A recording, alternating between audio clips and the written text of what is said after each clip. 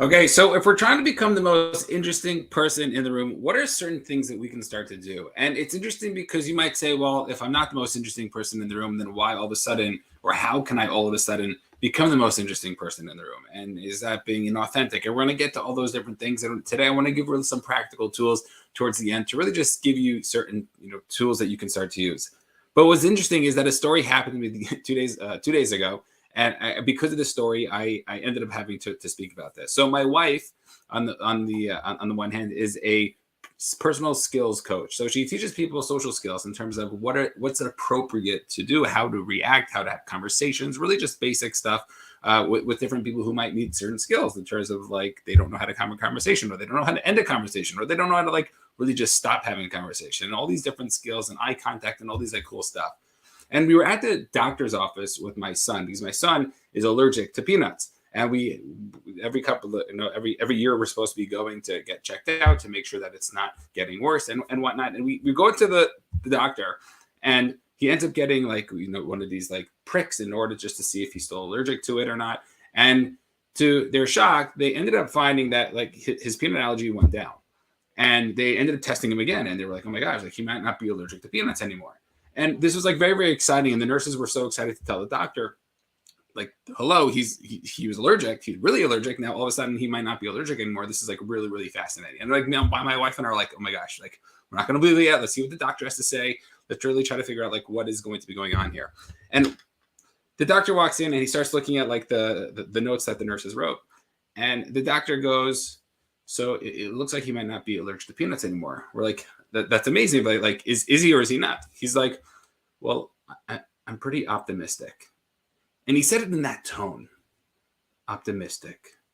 And my wife, like, thank God we know what the word optimistic meant, because if we had no idea what this word meant, we would have been freaked out. We would have been like, oh my gosh, like, is he going to be okay? And because the doctor just wasn't able to express himself in a way that was appropriate, what ends up happening is my wife and I could have been like freaking out just based on the way he said it. And we all know those examples of like tomato, or, potato, like how do you say certain things? And it really is important when it comes to our own speech. And when we're speaking to different people, we have to be able to express ourselves in an appropriate way. And what happens is that if we can start to work on these different skills, then all of a sudden we can start to become more of a person. We could sort of take our personality and bring it out a little bit more. And if we could start to just exemplify that just a little bit, we don't have to be like, we don't have to go radical and go crazy in terms of like jumping up and down and being like this loud person that is going nuts in a room, but to understand that we also have the ability to really just shine a little bit more.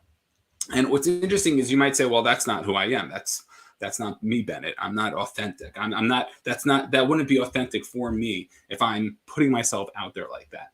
And I would challenge you, because I think when you came out of the womb, whenever that was, however many years ago that was, were you a quiet person? Like you were a baby, you were crying, you were doing all these different things. And probably as a kid, you were like a little nuts. And there was a certain time in your life that for whatever reason, you shut it off, you stopped. Whether you maybe started to understand that there's like different social things going on, and you ended up realizing that maybe I'm a little bit more shy, or I'm a little embarrassed now, or maybe you were talking, and all of a sudden somebody who you look up to told you to like stop talking, and then all of a sudden like that was the switch. And if we could go back to understand that when we came out, there was no expectation of us, and we were just doing us. We were being our true authentic self, a beautiful self. And over time, we end up developing certain habits that contribute to the definition that we have of ourselves. And if we can start to say, hey, you know what?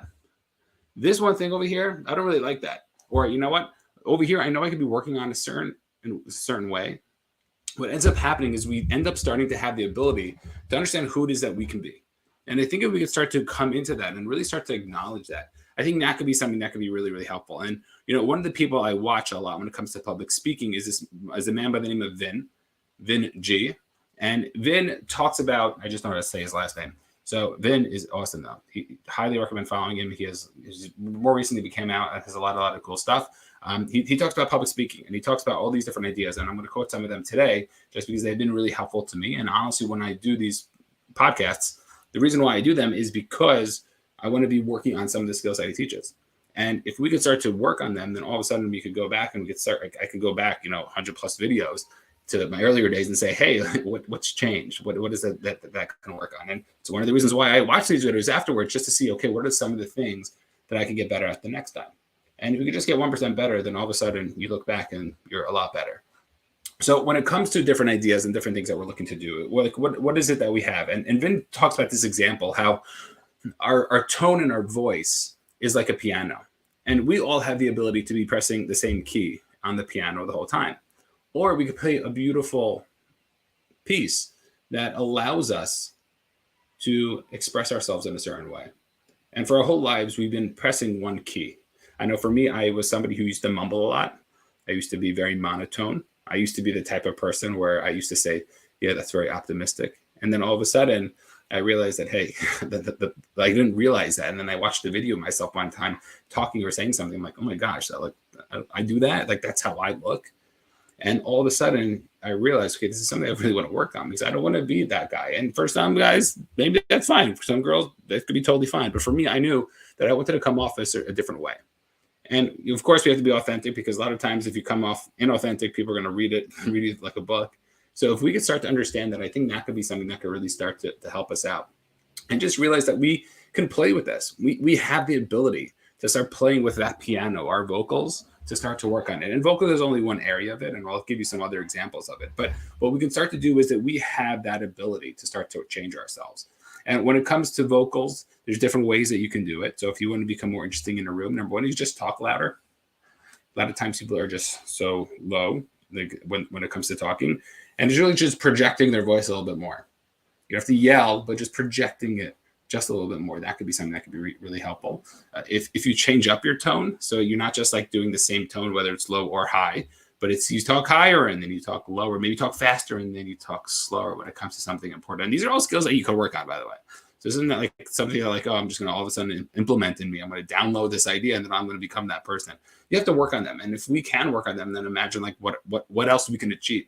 Because how many times, and this is like really the reason why maybe you would want to do something like this, is because how many times did somebody get an opportunity because people like them, right? Like, think about it. Like, relationships are important. If you could build relationships with people in a deeper way, people could say, oh, that guy over there, or that girl over there, that person is like really awesome.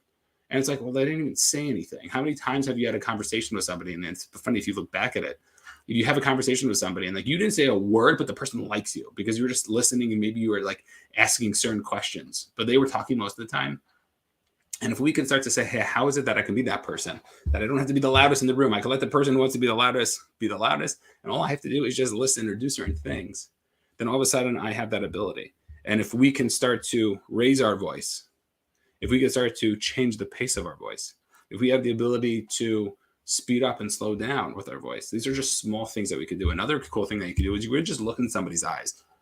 It's one of the ideas that I talk to parents about when they don't necessarily have so much time with their children. Their kids are in school, they come home from work, and then they're exhausted, and then there's like homework, and then there's all these things that need to get done. And then by the time you even have like a minute to like sit down, it's like already time for bed, and like everyone's exhausted, and there you go. And if we can start to say, hey, how can I look into their eyes? How can I just be with them for 2 minutes, 5 minutes? Of just looking into their eyes. Is one of the problems we have with our phones being around us all the time, is we're constantly checking it. Whenever there's like a down moment, we're constantly just looking at our phone. And we can start to say, hey, you are the most important thing right now. And looking into your eyes, you can do it with your spouse, you can do it with literally anybody, and just making more eye contact. And I know it feels like uncomfortable and awkward, but I'm telling you, people feel heard if you're looking at them. So it could be something, and think about the opposite. If like you have this person who's like never like looking at you, like talking, having a conversation, but can't make eye contact. And you have those people, and those people feel uncomfortable making eye contact. But is it really so uncomfortable? Yes, you don't want to be like staring at the person, and you don't want to be like in their face. But just like normally looking at somebody in the eyes, that could be something that could be really so powerful when it comes to it. And then another thing is you could sort of gesture with your hands. So sometimes if you're able to use your hands in a way to express yourself, and this is one of the things that Vin talks about also, it's a cool way to work on this is if you record yourself giving a talk or speaking or literally just having conversation with somebody, and then shut off the audio and then see how your body is. See how it looks. Like, are you using your hands enough? Are you going wide with your emotions? Because by you saying that something's big and you open up your hands, that allows you to really show and portray something big. But if you say something's big and you go like that and you just hold your hands together, so then it's really contradicting. And we all have these things that we can do. Then there's small things, and we just need to figure out what it is. I remember I used to have this one hand motion. I forgot what it was even. I used to just do the same thing with my hands every single time. And I realized like I needed to start changing it up. So I used to watch people like Vin and just like watch them on mute, but just see what they used to do with their hands. And they used to like play, and they used to like when they used to open up like talk, like pretend that they were like going onto their computer, they were like open up their computer and then they would start typing on it. And all of a sudden you get, sorry for the people who are just listening to this and can't see the video, but you get the point where you have this ability to start to tell a story with your hands that could really change the whole thing. And we all have that ability. And all we have to, it's just a skill that we're not used to. And it's going to feel uncomfortable. And it's not going to be something that's going to come natural to us. But guess what? We have that ability to start to work on it. And another couple of things that we want to do is we want to start to build rapport with the person. Okay, so maybe with the talking is something that we can be doing, or something, something with the hand gestures, something we can be doing. But when somebody else is talking, what is it that you can do? So we spoke about looking into their eyes. That's one thing you can do. You can nod when somebody's talking. That always like is reaffirming to them that what they're saying, you're understanding. You can even repeat back what they say, like, "Oh, that's so interesting that you did X, Y, and Z over the weekend." That also is confirming that you're paying attention and you're listening to what they're saying. You can copy their gestures. That's a great way to build rapport. It's one of the things I learned in sales, that like if somebody's on a call and they're like sitting back in their chair, so you also sit back in your chair. Or if they're like leaning up forward, you also lean up forward, because automatically when you start to feel the same way, you end up building rapport. It's why a lot of speakers try to get people to say yes pretty quickly and throughout their speeches, or they get people to like raise their hand, because once they get people involved, all of a sudden they have more rapport with those people. And it's something that it's so powerful, and there's such science behind it, and there's probably so much that we can start to do, but understand like that could be something easy. So if somebody's like standing there with their arms crossed, just like be there with your arms crossed.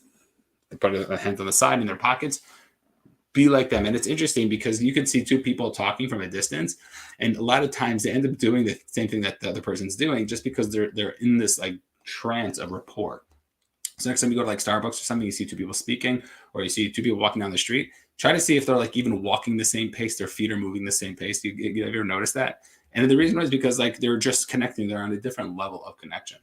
And Chris Voss also talks about this idea where you can repeat the last 1 to 3 words. It's one of the things I talk about. I made a whole video about it with small talk on my YouTube channel. And you have that ability to have small talk with somebody by repeating the last 3 words. And by doing that, you are, first of all, you're engaging the conversation. You're asking another open-ended question for that person to continue talking, but then you're also showing them that you're actually listening to them. And people love that. So if you have any of these ideas that you can start to do, if you're interested in becoming more of a person within this realm, what is it that you could start to do? And I would say just start with one thing. So whether it's just looking at the eyes, if you don't want to be the person who's going to be more vocal, testing out your vocals. So maybe you're just looking into the eyes of somebody else. Maybe you're using bigger hand gestures when you are speaking. Maybe you're going to be just building rapport and just copying what it is that they're doing. But understand that it's something that we need to be working on. If you're not sure you need to work on it, then I would say like record yourself giving a talk or speaking, even to yourself in your room, whatever it is. And like ask yourself, like, is this somebody that is attractive in terms of the way they're giving themselves over? And if we can start to work on that, then all of a sudden we can start to become more interesting, and we can become the person in the room that we want to be with. Because many times the person that is most attractive is the one who's speaking the most, right? That's usually the person whose ego is the lowest and needs all the attention. But if you could be the person in the room who every conversation you have is an impactful one, that people remember you, oh, that person was listening so deeply to me. Asking powerful questions to other people, that could be something that could start to change a lot. And we all have that ability. And the question we need to ask ourselves is like, what are we doing about it? How is it we can start to work on ourselves to become the type of person to allow ourselves to see the success that we want? And so many times people don't realize this, but you have more power than you think. You can make bigger changes. And if we can start to do that, then all of a sudden things are going to be a lot different in our life.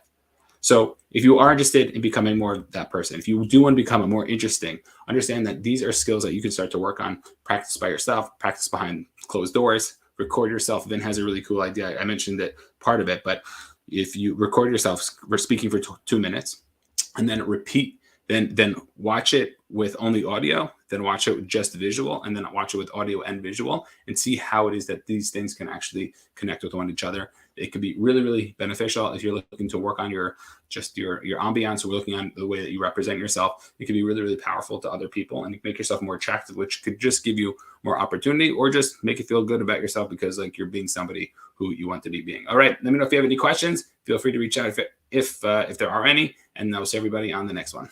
Peace.